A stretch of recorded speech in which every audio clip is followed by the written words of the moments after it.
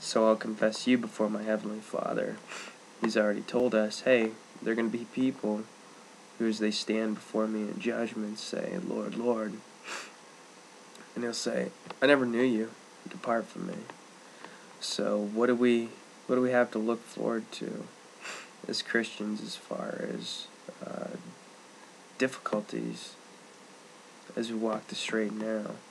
What makes it so difficult, and why there's so few to follow it, or so few who find it? If you just go down one verse, Matthew chapter 7, verse 15, beware of false prophets who come to you in sheep's clothing, but inwardly they are ravenous wolves. False prophets are going to be in the way. There are lots of them. What's a prophet? What does a prophet do? A prophet is one who predicts the future. So, how would you know a false prophet? A false prophet's going to be one who predicts something and it doesn't happen. Now, prophets don't just predict the future like the weatherman. The weatherman isn't a prophet. The weatherman predicts what he thinks the weather might be. A prophet is one who's going to be saying, hey, the world's going to end. The world's going to end in the year 2012. Things like that. Nostradamus. I have a book of his. I've looked into his prophecies. His prophecies are nothing like just a couple of prophecies that we've already examined regarding the birth of Jesus Christ. The prophecies about Christ's birth were very specific. They're written hundreds, some of them thousands of years before Christ was born. They're written by different guys, and they all came true. What Nostradamus wrote was a bunch of very vague, ambiguous prophecies. A good example of a modern false prophet would be the Watchtower organization, Jehovah's Witnesses. This is some of the offensive material I told you we'd be covering. In the history of Jehovah's Witnesses, they have prophesied the end of the world to the day more than one time. The world will end on such and such date, in such and such month, in such and such year. Didn't come to happen. And still people continued to believe. The punishment in the Old Testament for a false prophet was death. When you start telling people, hey, God's speaking to me and the world's going to end, when you claim to have such a tight connection that God is right here in your ear and He's telling you things, and only you, and it's only through you that the people that are following you are going to get this knowledge and truth, when God has put you up there and you're the mouthpiece, you're the only source of truth, you're really making a huge claim. It is a very serious deal. In the Old Testament, again, the punishment for false prophets was death. Those people will be judged for it. Vengeance is the Lord's. They'll be dealt with. But false prophets are one of the things that we have to look out for. They're a challenge in the way. There are a lot of different organizations like the Watchtower, Jehovah's Witnesses, have a different translation of the Bible that preach a different Jesus Christ than the actual Bible we have here. So we need to be aware of these things. A lot of people, without investigating, really looking into it, can be deceived. So that again is part of why it's hard to find the straight and narrow gate. Let's look at some of the challenges besides false prophets that Christians have to look forward to. Now remember, or let's just read that false prophet verse again. Beware of false prophets who come to you in sheep's clothing, but inwardly they are ravenous wolves.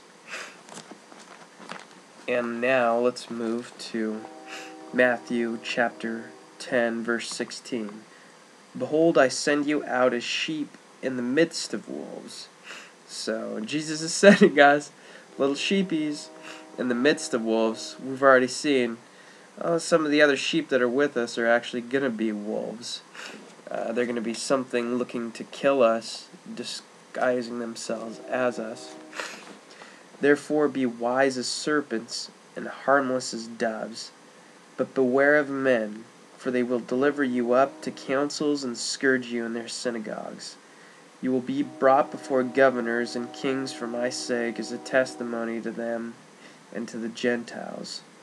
But when they deliver you up, do not worry about how or what you should speak, for it will be given to you in that hour what you should speak.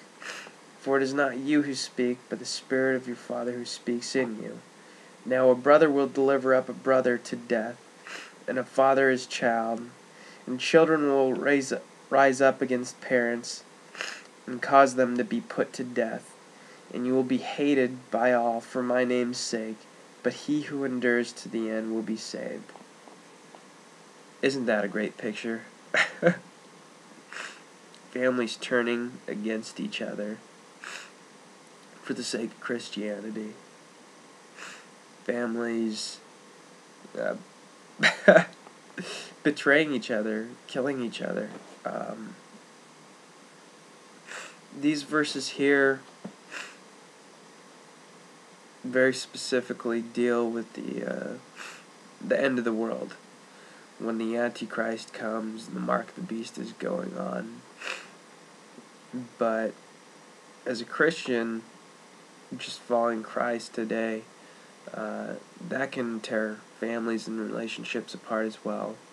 A number of years ago, I knew a gal who used to be a Jehovah's Witness, and the way cool thing about Jehovah's Witnesses is when you decide to leave the religion, if your family is truly following the Jehovah's Witness faith, they don't speak to you anymore.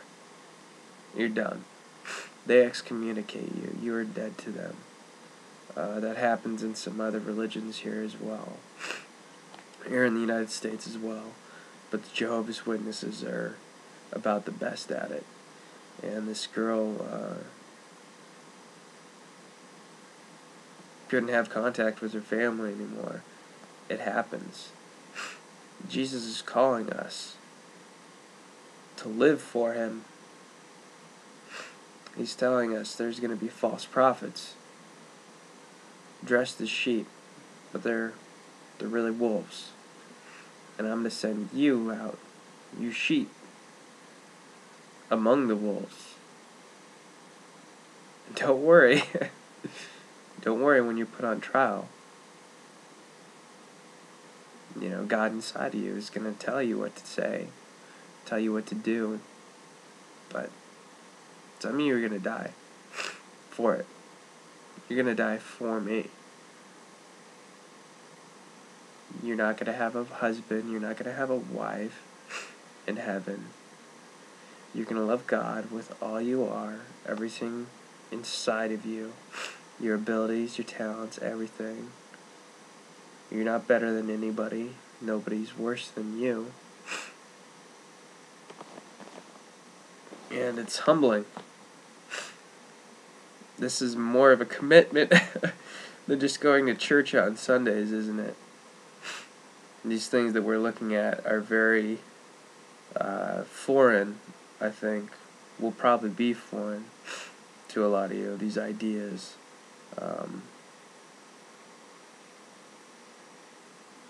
And even for me, looking through the Bible, reading different things, it's black and white when you look at it. Jesus isn't calling us to be good and moral people. He's calling us to follow Him and Him alone. We've already talked about in other sermons that Jesus warns against false Christs. We just read that he warns about false prophets. There are people who are going to lie to you. There are people who, persuaded by the devil, are trying to take you away from the real Jesus.